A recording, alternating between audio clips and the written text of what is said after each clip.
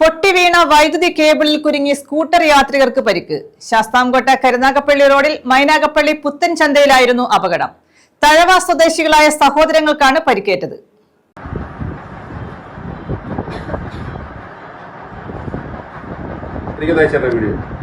പൊട്ടിവീണ വൈദ്യുത cable കുരുങ്ങിയാണ് scooter മറിഞ്ഞ് സഹോദരങ്ങൾക്ക് പരിക്കേറ്റത്. വ്യാഴാഴ്ച വൈകിട്ട് 5ഓടെ ശാസ്താംകോട്ട കരുനാഗപ്പള്ളി പാതയിൽ മൈനാഗപ്പള്ളി പുത്തൻചന്തയിലായിരുന്നു അപകടം. തഴവ സ്വദേശികളായ ആർച്ച, ഗൗതം എന്നിവർക്കാണ് പരിക്കേറ്റത്. പരിക്ക് സാരമുള്ളതല്ല. ഓടിക്കൂടിയ വ്യാപാരികളും പ്രദേശവാസികളും ചേർന്ന് ഇവരെ ശാസ്താംകോട്ട താലൂക്ക് ആശുപത്രിയിലെത്തിച്ച് ചികിത്സ ലഭ്യമാക്കി. ശാസ്താംകോട്ട ദേവസ്വം ബോർഡ് കോളേജിലെത്തി തിരികെ വീട്ടിലേക്ക് മടങ്ങുമ്പോഴായിരുന്നു അപകടം. പാതയിലെ വൈദ്യുത തൂണിൽ നിന്ന് സമീപത്തെ കടയിലേക്ക് വലിച്ചിട്ടുള്ള കേബിൾ പൊട്ടിക്കിടക്കുകയായിരുന്നു.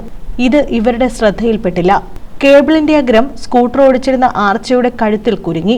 പെട്ടെന്ന് സ്കൂട്ടറിന്റെ നിയന്ത്രണം വിട്ട് ഇരുവരും വീഴുകയായിരുന്നു.